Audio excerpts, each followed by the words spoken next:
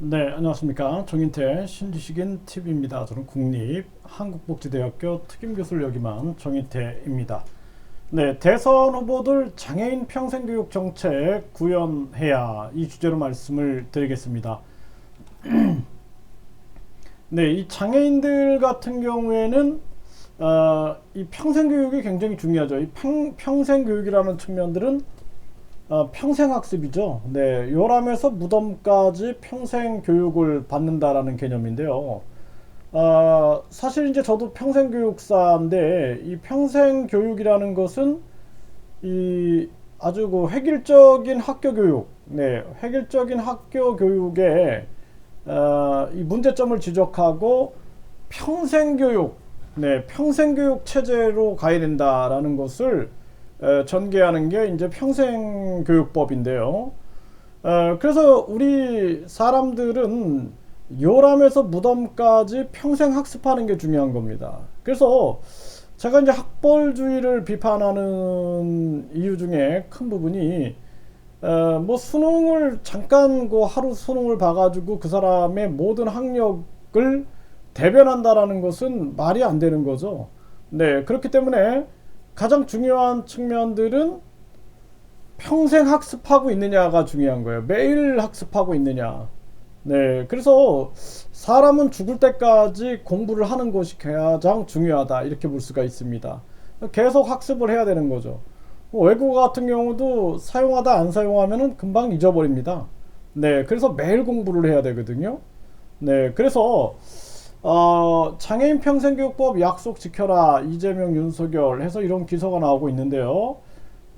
이 장애인들을 위한 평생교육, 이것은 굉장히 중요한 교육이다 이렇게 볼 수가 있고, 특히나 장애인들은 교육을 받을 그러한 권리를 많이 상실한 경우가 되게 많아요. 여기 보면은 어려서 집안 형편이 곤란해 초등학교 입학도 못했다. 그런 저에게 장애인 평생 야학교는 초중고등학교를 마칠 수 있게 해주었다. 사회에 나가 배우지 못하고 집에 있는 장애인들에게 꼭 필요한 교육이 절실히 필요하다. 이렇게 얘기를 하고 있어요. 그래서 장애인들도 이제 다양한 종류가 있잖아요. 시각장애인, 청각장애인, 또 지체장애인, 네, 이렇게 팔과 다리 같은 지체의 장애가 있는 지체장애인들이 있죠. 네, 또 발달장애인들이 있어요. 발달장애인. 그래서 발달장애인들 같은 경우에는 나이는 40살인데 정신발달은 2살, 3살에 머물러 있는 경우도 있죠. 이런 발달장애인. 그래서 이 장애의 종류가 다양한데 이러한 장애인들의 맞춤형 교육이 굉장히 중요하다라는 거예요. 그래서 우리가 뭐 청각 장애인들은 우리가 수화라든지 다양한 청각 장애인에 적합한 교육을 통해서 전개를 하고, 시각 장애인들은 점자라든지 또 다양한 시각 장애인 접근 방법을 통해서 전개를 하고, 또 지체 장애인들을 위한 이동의 불편함을 겪고 있는 지체 장애인들, 또 발달 장애인들, 특히 이제 발달 장애인들 같은 경우에는 부모가 이 자녀보다 하루만 더 살았으면 좋겠다라는 얘기를 합니다. 왜냐하면 나이가 40살인데 정신발달이 2살에 머물러 있기 때문에 부모 입장에서는 이 아이를 두고 떠날 수가 없는 거죠. 네, 이런 아픔들이 많습니다. 그래서 저도 교육 공무원으로 있을 때 이제 학생들을 보면은 그 장애인들이 있어요. 그러면은 이 친구들이 차별받지 않을까, 또 이 친구들이 학습권을 제대로 누릴까, 이러한 측면들이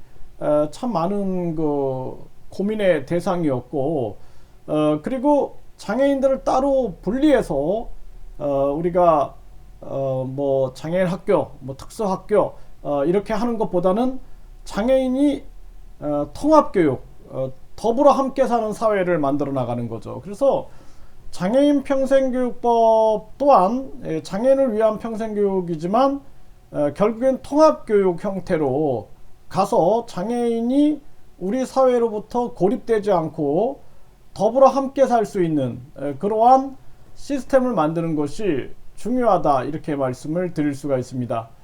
네, 윤석열 후보가 이렇게 발달 장애 예술인 특별전 관람한 윤 전시기에 많이 갖도록 해야 이렇게 얘기를 했는데, 발달 장애인들이 이렇게 예술 전시를 하는 이러한 모습이 있는 거죠. 그래서 이 그 발달 장애인들이다 그러면은 아까 말씀드렸던 것처럼 나이는 40살, 나이는 50살이 됐는데 정신 발달은 뭐 2살, 3살에 지체되어 있는 이런 경우가 굉장히 많습니다.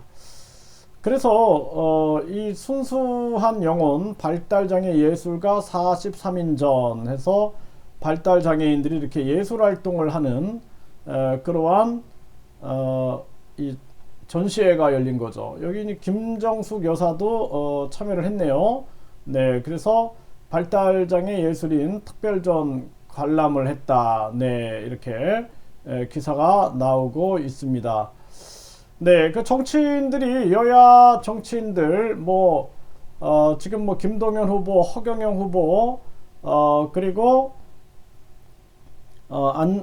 안철수 후보, 심상정 후보, 이재명 후보, 그리고 윤석열 후보 모두 다 이렇게 장애인들의 평생 교육, 그 장애인들에 대한 재활, 그리고 장애인을 위한 이동권. 그래서 장애인들이 시각장애인들에게는 무엇이 필요할까? 이게 시각장애인들과 대화를 해보면 알죠. 그쵸?